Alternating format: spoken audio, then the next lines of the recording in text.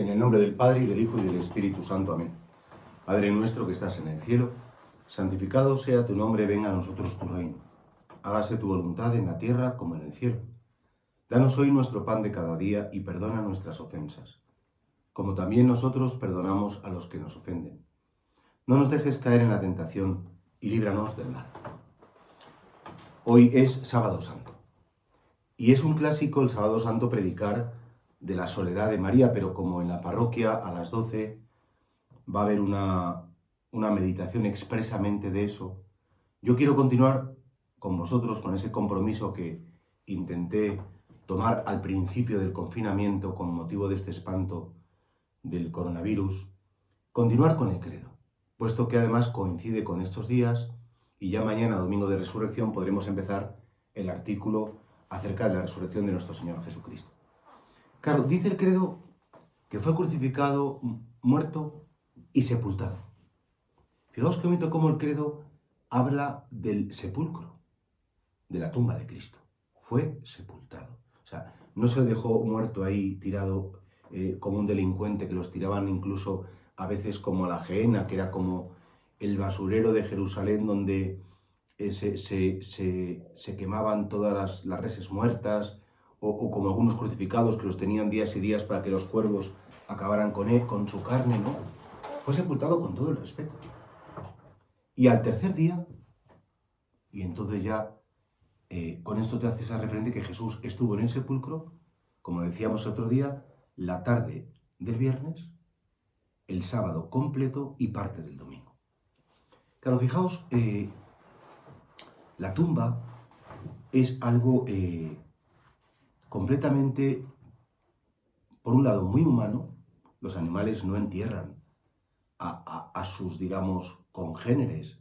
Incluso las madres a sus crías, bueno, pues si se quedan enfermas o las ataca un animal, intentan defenderlas, claro, por el instinto de conservación, pero no entierran. Enterrar, sembrar en la tierra, esconder el cuerpo para protegerlo, por un lado, pues de las alimañas, de las posibles acciones y sobre todo de la mirada humana. Enterrar significa no querer ver el estropicio, no querer ver la degradación de alguien que es muy amado. Y por eso la tumba, por un lado, siempre es el lugar del dolor, el lugar del dolor. En la tumba es el último sitio donde de algún modo físicamente estás con la persona a la que amas. Que ya no está, es verdad que intuimos, sabemos por la fe que la persona ya no está ahí, lo que queda es su corporalidad o las cenizas o el cuerpo ya inanimado. Pero es verdad que de algún modo, físicamente hablando, y de hecho la gente va a los cementerios porque como es como el lugar, entre comillas, de la despedida visual, porque nunca se da una despedida real, porque cuando hay amor no te despides, aprendes a tratar a alguien de otra manera. Claro, y en definitiva también la tumba es el último lugar donde puedes hacer algo por alguien, ¿no? Poner unas flores, limpiarlo, rezar. Bueno, en definitiva la tumba es el lugar último y el espacio por excelencia de la maldición. Sí, esa maldición que cayó sobre la humanidad al principio, esa maldición que supone la muerte como consecuencia del pecado original, culmina en esa desaparición visual que supone la tumba, que supone el no querer ver, el no querer ser testigo de cómo alguien que ha sido alguien esencial en tu vida empieza a desaparecer hasta visualmente hablando. Y por eso, claro, nosotros hoy, Sábado Santo, y complementando esta meditación, repito, con la del silencio de María, acompañemos a Cristo también y conmemoremos el entierro. Todos sabéis que José de Arimatea y Nicodemo acuden a Pilato y le piden el cuerpo del reo. Le piden el cuerpo del crucificado. Y bueno, Pilato les pidió que se aseguraran que estaba muerto. De hecho, el legionario romano lo que hace es atravesar el costado de Cristo y dice San Juan que al instante salió sangre y agua. Y ese era como el certificado de defunción, por desgracia, como el tiro de gracia, se podría decir, o no sé, como la puntilla definitiva para asegurarte que alguien está muerto. Los otros les tuvieron que quebrar las piernas para que se asfixiaran o pudieran apoyarse, y sin embargo a Cristo ya pues le certifican su muerte con esta lanzada. ¿Os imagináis el cariño con el que desclavaron el cuerpo de Jesús? Me supongo que tal vez tumbaran el madero o incluso desde arriba pues con una suerte de alicates antiguos, pinzas, tenazas, martillos y con unos lienzos sujetando los brazos para que no cayera de repente el cuerpo, desclavan a Jesús. Pienso en María, por supuesto, en ese momento, ¿no? Como ella espera recibir ese cuerpo que se formó en sus entrañas, ya un cuerpo frío, un cuerpo sin aliento, un cuerpo verdaderamente muerto, y en ese momento de conmoción, ¿no?, de dolor y de serenidad para María, pues también de algún modo, pues es un momento como de el último beso, la última ternura, como cualquier madre que tiene que despedirse de su hijo, visualmente. También es de imaginar que le quisieron lavar un poco entre que unos iban a pedir el permiso al gobernador romano para desclavar el cuerpo. Seguro que las mujeres fueron, porque de hecho dice el evangelista que pusieron en su cuerpo una mezcla de mirra y de áloe. La mirra era un ungüento preparado para embalsamar los cuerpos, para retrasar el proceso de descomposición, y de hecho, fijaos, cuando Jesús recibe esa visita misteriosa de los sabios de Oriente, le ofrecieron incienso, sí, como a Dios, oro, como a rey, y mirra, como hombre, y haciendo un anuncio. No lo sé, esto ya es imaginación mía, pero tal vez, la mirra que trajeron los magos de Oriente la guardó María, sabiendo que sería necesaria para el sacrificio de su hijo, que era el Cordero de Dios anunciado por los profetas. Y por tanto, es ahí donde, de algún modo, bueno, pues cogieron unas parihuelas, no había ataúd, unas parihuelas, unas tablas para los que poder llevar, y bueno, trasladaron como pudieron el cuerpo del Señor. Por un lado con el sudario, que era un paño que tapaba la cara de aquellos que habían fallecido, y preparada la sábana santa, esa síndone, esa sábana larga que tenía el doble de la medida del cuerpo de Cristo, para cubrirlo después. Y así es como, de algún modo, se despiden visualmente del Señor. Fue sepultado. Y claro, ¿por qué el Señor? Pues el Señor quiere identificarse con todo, en todo, perdón, con nosotros, hasta el último detalle. Y por tanto, de algún modo, me parece que si no, lo que no es, dice la teología, que lo que no es asumido no es redimido, y por tanto es que el Señor también de algún modo entra en la tumba, como vamos a entrar, o ya han entrado en la humanidad, porque Él quiso ser semejante en todo a nosotros, menos en el pecado. Y por tanto, para ser semejante a los hombres pues reciben sepultura, como es lógico. La tierra es como el espacio donde la semilla debe ser sembrada. Y así, si el grano de trigo no cae en tierra, queda infecundo, decía Jesús. Pero si es sembrado, ese grano da mucho fruto. Y así creo que la tumba es el lugar de la pérdida, pero curiosamente, la tumba es el lugar, en el caso de Cristo, es el lugar de la esperanza. Fijaos, los que hemos tenido la fortuna de ir a Tierra Santa, todos sabemos que en Tierra Santa, el lugar por excelencia es el Santo Sepulcro. Se podría decir la Santa Tumba. Porque curiosamente, siendo el lugar de la maldición, Cristo ha convertido el sepulcro en el lugar de la máxima bendición. Porque es del sepulcro, desde ese lugar, claro, es el lugar más santo del universo. Ya no digo del planeta Tierra, del universo, porque ese Dios que se hace carne, ese Dios que se hace cosmos, ese Dios que se identifica con la creación, es un Dios que de algún modo muere y queda depositado dentro del cosmos, pero germina y nace una nueva creación también ahí, en ese lugar. Y por eso, fijaos, cuando uno va a Tierra Santa, a lo mejor hay un poco de cola en el Monte Calvario. Sí, pero vamos, que se resuelve cuando más en media hora. Y hay colas a lo mejor para entrar a ver en el Monte de los Olivos, el Dominus Flevit, o hay un poco de cola en Getsemaní, no mucha porque es relativamente grande, pero donde realmente tienes que esperar, si hay gente, 1 hora, 2 horas o 4 horas, es el Santo Sepulcro. Porque te das cuenta como que ahí en ese lugar, ese espacio pequeño, que es como esta mesa a lo mejor, pero más largo, claro, es ahí donde germina el grano de trigo y donde comienza la nueva creación. Y esa es la primera de muchas resurrecciones, que es la resurrección de Cristo, porque después, asociados a Él, vendrá nuestra resurrección. Y por eso nosotros, de algún modo, hoy sábado santo, pues nos quedamos a las puertas. Veis que las tumbas de los judíos no eran como las nuestras, en el suelo, sino que aprovechaban normalmente canteras. De hecho, dice el evangelista que era una tumba nueva, donde no habían puesto a nadie y excavada en la roca. Excavada en la roca. Esas tumbas tenían como una antecámara, donde se dejaba al principio el cuerpo, y después unos nichos, donde ya iba cada cuerpo. A Jesús le pusieron en esa antecámara con la previsión, después, de poder arreglar definitivamente el cuerpo para ser entrado. Y eso hace ver cómo los discípulos, los pobres, no tenían ninguna esperanza en la resurrección. Solo María conocía lo que iba a suceder y evidentemente pues ella, en ese sentido, una vez que ha dejado el cuerpo de su hijo en la tumba, ella queda a la espera.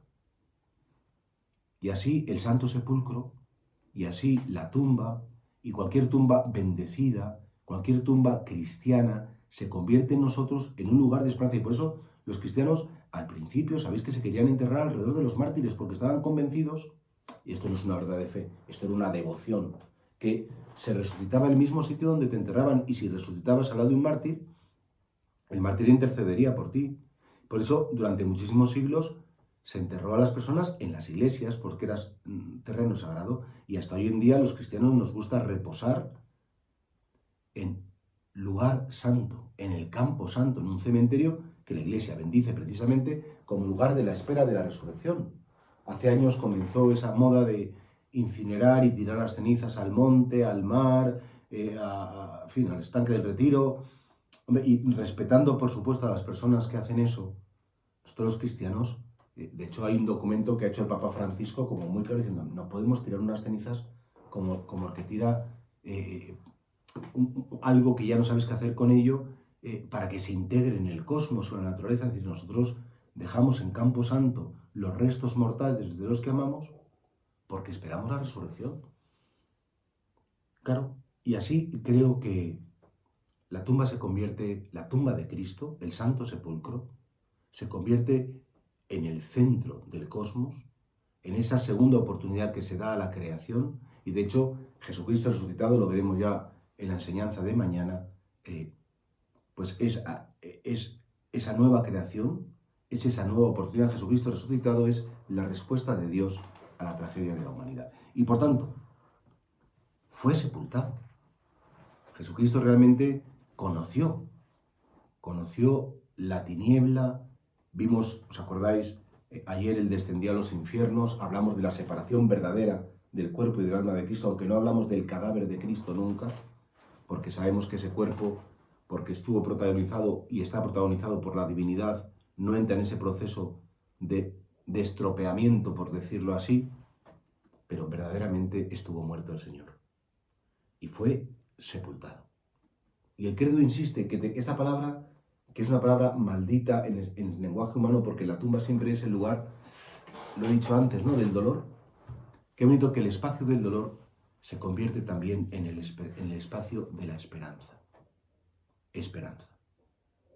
Y así también aparece, y ya hago como una segunda parte. Yo pretendo que esta meditación sea un poco más corta que las habituales, porque me gustaría que la complementarais con otra. Luego al final os lo diré, ¿no? Pero al tercer día fue crucificado, muerto y sepultado, descendió de los infiernos. Al tercer día resucitó de entre los muertos. Pero fijaos entre la muerte y la resurrección hay un espacio de tiempo, una cronología de horas, que claro, que también, si en el credo aparece el tiempo que fue sepultado y resucitó, ya, pues muy bien. No, pero la Iglesia tiene mucho interés que nos demos cuenta que Él quiere descansar un tiempo continuado, corto, pero quiere descansar, claro. Qué larga debió ser la espera, ¿verdad? Tenía yo una tía mía muy querida, mayor, creo que murió mi tía Margarita con 103 o 104 años. Y cuando cumplió 100, que la fuimos a ver ahí al Banco Valdeorras, pues decía, digo, qué corta es la vida, pero qué largos son los días. Porque cuando tú esperas ya algo y no pasa, el día se te hace largo, claro que sí. Y aún así, pues saber esperar, saber que mi tiempo no es el tiempo de Dios, saber dejar que sea Él quien decida cuándo tienen que pasar las cosas. No ya tanto cómo tienen que pasar las cosas, que eso, ya lo hemos aprendido, que el cómo también le pertenece, pero sobre todo el cuándo. Para las personas nerviosas, no sé, como yo, estamos deseando ya, pues mira, cuanto antes mejor. Pues si esto, y de hecho los niños pequeños, cuando se montan en un coche y tienen un viaje largo, a los 10 minutos de salir o a la media dicen, ¿y cuándo falta? ¿Y cuándo llegamos? ¿Y cuánto falta? Es una cosa como muy simpática porque como no tienen la noción de, no saben esperar, les cuesta mucho. Y yo creo que también a veces nosotros no sabemos esperar. ¿Tú qué esperas que pase en tu vida? ¿Qué esperas y cómo es tu espera? ¿Sabes esperar? ¿Sabes tener esperanza? Porque hoy, Sábado Santo, es el día de la esperanza. Yo creo que si la Iglesia quiere meter en el credo expresamente la sepultura y los 3 días que tienen que pasar, y no dice murió y resucitó, sino que dice murió, le sepultaron y tuvieron que pasar 3 días, es porque de algún modo la Iglesia en su credo forma parte de la fe saber esperar. Forma parte de la fe dejar que Dios sea el que dicte cuándo. Forma parte de la fe, de algún modo, abandonarnos a esa providencia, a esa historia que Él está escribiendo y que Él marca los tiempos. Dicen que ese tercer día, leí ahí un artículo el otro día sobre este tema, ¿no? Dice que por un lado la cronología, esta cronología de 3 días da mucho valor a la historicidad de la resurrección de Cristo. No voy a entrar ahora porque si la resurrección de Cristo es histórica, claro que es histórica en el sentido que es un acontecimiento que sucede en la historia, aunque nadie lo vio resucitar en el momento de cómo resucitaba, pero lo vieron resucitado. Y por tanto, al decir que resucita al tercer día, lo que está diciendo la Iglesia es que es un acontecimiento histórico, cierto, y que realmente, bueno, pues fue, si murió tal día, sabemos que fue el día de la Pascua de este año concreto, la resurrección se produce también en esa cronología. La cronología es importante. Dios pudo crear todo instantáneamente y sin embargo dice el credo que creó en 6 días porque al séptimo descansó. Y efectivamente sabemos que el universo tiene una edad y que las cosas llegan a su plenitud cuando tiene que pasar tiempo. Y fijaos, este tercer día como que da un valor al tiempo. Curioso cómo en el credo entra el concepto tiempo, la numeración del tiempo por días. Y por tanto, el tiempo entra en el plan de Dios. Hay personas que están poco tiempo en la tierra, pero se van llenas de vida, haciendo muy felices a los demás. Hay gente que está mucho tiempo en la tierra y por mucho tiempo que hayan estado, no han entendido nada. Y por tanto, fijaos, en el credo aparece ese valor de la temporalidad, del transcurrir, del devenir de las cosas, de que una cosa sea después de otra. Nos gustaría que todo fuera instantáneo, que fuera ya, porque tenemos todavía un corazón de niño, un corazón un poco caprichosito, que quiere que todo pase ya. También es importante lo del tercer día, en segundo lugar, porque, hombre, al fin y al cabo, es un breve lapso de tiempo. A veces al tercer día es como decir, bueno, pues prácticamente pues mañana. Esto está para mañana, esto está para pasado. Es decir, como diciendo, bueno, sí, es importante la cronología, es importante, pero realmente el Señor muere a las 3 de la tarde de un viernes y fijaos que al día siguiente, que es sábado para nosotros, ya por la noche podemos celebrar su victoria. ¿Cuántas horas reales fueron? Pues 24 desde luego. Pero después, desde las 3 de la tarde del viernes hasta el momento de la resurrección, cuando anocheciera, no, vamos a esperar al día siguiente por la mañana. Jesucristo resucita en cuanto que ya es domingo, por supuesto que sí, y por tanto ese breve espacio de tiempo, como diciendo, es un momento pasajero la resurrección. Sí, a lo mejor a nosotros se nos puede hacer muy largo cuando alguien muy querido se nos marcha, nos gustaría el poder que fuera ya, pero bueno, ese breve espacio, ese pronto será, también nos tiene que consolar, porque la vida al final, lo sabemos todos, cuando uno es muy joven no lo sabe, pero cuando ya cumples ciertos años, qué deprisa pasa la vida y qué poco nos enteramos. Y en tercer lugar, también una última razón para que sea el tercer día, es que así estaba anunciado por las Escrituras. Resucitó al tercer día según las Escrituras. Y no según las Escrituras no quiere decir que, bueno, porque lo cuentan después, sino porque estaba anunciado muchos siglos antes, especialmente en la profecía de Jonás, estaba anunciado que el Mesías tenía que padecer para entrar en la gloria y resucitar de entre los muertos al tercer día. Es lo que dice Jesús a los discípulos de Maús. Así estaba escrito. El Mesías tenía que padecer para entrar en su gloria y estaba escrito todo. Y de hecho, cuando le dicen, danos una señal de que eres el Hijo de Dios, destruid este templo y en 3 días lo levantaré. Y seguro, anda, si nos ha costado 40 y tantos años hacerlo, y tú vas y en 3 días y dice San Juan, se refería al templo de su cuerpo. Y no, danos una señal. Los fariseos le preguntaron otra vez, dice, no se os dará más señal que la señal de Jonás. Así como estuvo 3 días en el vientre del cetáceo, así tiene que estar el Hijo del Hombre en el vientre de la tierra. Y se lo decían los apóstoles, me crucificarán, pero al tercer día resucitaré. Y los apóstoles no entendían nada, decían, uy, ¿qué es eso de resucitar? Y por tanto estaba escrito, estaba anunciado en el Antiguo Testamento que tenían que pasar 3 jornadas o parte de 3 jornadas para que se produjera ese milagro y ese acontecimiento central de la historia del universo, que es la resurrección de Jesucristo.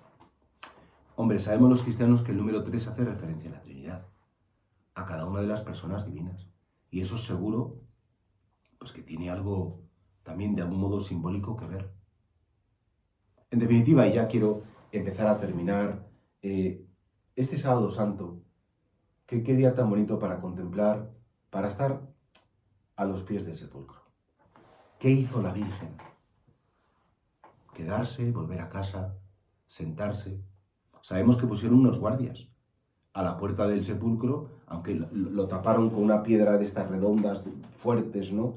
Que había que moverla con palancas para poder sellar el sepulcro. Pero fijaos, el sábado santo, ¿qué harían los saduceos? Saduceos, fariseos, sacerdotes, en definitiva el Sanedrín, que es el que había mandado la ejecución de Jesús. ¿Tendrían remordimientos? Sabemos que Judas había ahorcado, se había quitado la vida. Pero estos estarían satisfechos, contentos, pensando que habían hecho un servicio a Dios, pero con la conciencia evidentemente muy intranquila, diciendo, un servicio a Dios, matar a alguien. Y además sabían que era inocente. Y en el fondo uno, por muy animal que sea, no puede violentar la conciencia. Dios nos ha dado a todos una conciencia y sabemos cuando lo hemos hecho mal, que tendremos que rendir cuentas a Dios de lo que hemos hecho bien o lo que hemos hecho mal. Si le pedimos perdón para acoger su reconciliación, pero si no nos arrepentimos, y estos señores no mostraron en principio ningún signo de arrepentimiento. Todo lo contrario, tenían tal rabia, tal rechazo a Jesús.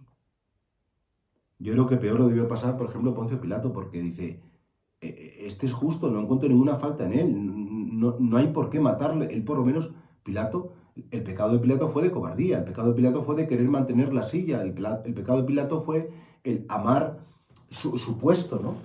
Pero es que la mujer le advirtió, no te metas con este justo, que he sufrido mucho por causa de él. Y él lo dijo expresamente, no encuentro ninguna falta. Y de hecho, Pilato, hombre, cobardemente le quiso salvar Barrabás, pensando que iba a decir, no, el Mesías, que Barrabás es un horror. El Cristo, nada.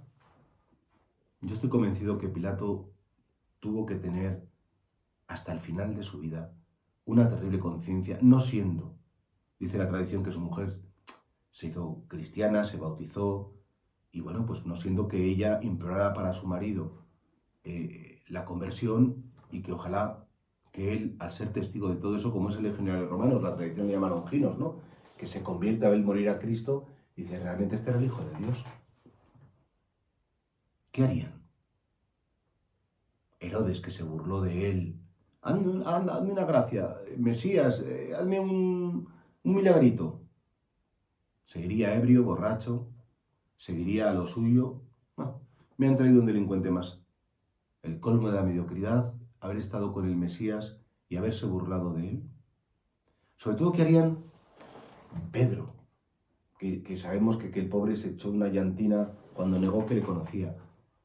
Juan, ¿con quién estaría este sábado santo? Seguro que con la Virgen, porque se comprometió a estar con ella. ¿Qué haría Santiago, Juan? No sé, todos los apóstoles. ¿Qué harían este sábado santo? ¿Escondidos? A lo mejor uno fue a llamar al otro, oye, vamos a casa al cenáculo, o vamos a... ¿Qué harían todos los discípulos desconcertados? Ya no digo los apóstoles, sino que Jesús tenía, al fin y al cabo, numerosos discípulos. Y también toda esa turba, ese pueblo que gritó, crucifícale, y que se burlaban de él, y que en el camino, estoy convencido que debieron tener una angustia impresionante, como diciendo, bueno, ¿qué hemos hecho? ¿Qué hemos hecho? Seguro que habría muchísimos arrepentidos, pero ¿cómo hemos podido entrar en esta locura colectiva? ¿Cómo hemos podido hacer esto tan inhumano? Hemos sido hienas, hemos sido lobos de una manada en la que hemos despedazado a un inocente. ¿Claro? Pero sobre todo, hoy sábado santo, ¿qué hizo María? ¿Qué hizo María? Y es ahí donde yo ya pues quiero terminar, porque hoy veréis que también, si os metéis a estas enseñanzas por el canal de YouTube, pues habrá una meditación que pone el silencio de María, que la vamos a las 12 de la mañana de este día. Yo quiero hacer una meditación en la misma iglesia, porque lo hacemos todos los años así en la parroquia, pues contemplando y acompañando a María en este día tan aciago, en este día tan doloroso, en este día lleno de recuerdos, de amarguras, de desconciertos. Creo que es de justicia acompañar a nuestra Madre, puesto que al pie de la cruz le dijimos a Jesús que la aceptábamos, que la queríamos, que la agradecíamos que fuera nuestra Madre. Y a una madre no se la puede dejar sola cuando lo está pasando mal. Nosotros no podemos dejar solos a la Virgen, y por tanto yo os emplazo a que esta enseñanza, si queréis, la completéis con la meditación del silencio de María. Fijaos que llevamos muchos días contemplando los misterios de la vida de Cristo. Y con esto, la sepultura y el tiempo que pasa, terminamos los misterios de la vida, digamos, visible de Cristo, porque a partir ya de mañana, que empieza la resurrección, serán los misterios de Cristo resucitado, que siendo histórico y estando en la tierra, solo es visible para aquellos a quienes se quiere revelar. Bien, son sus designios, y nosotros ya a la espera de la resurrección vamos a acompañar a la Virgen en su pena y en su dolor. Dios te salve María, llena eres de gracia, el Señor es contigo. Bendita tú eres entre todas las mujeres, y bendito es el fruto de tu vientre Jesús. Santa María, Madre de Dios, ruega por nosotros pecadores, ahora y en la hora de nuestra muerte. Amén.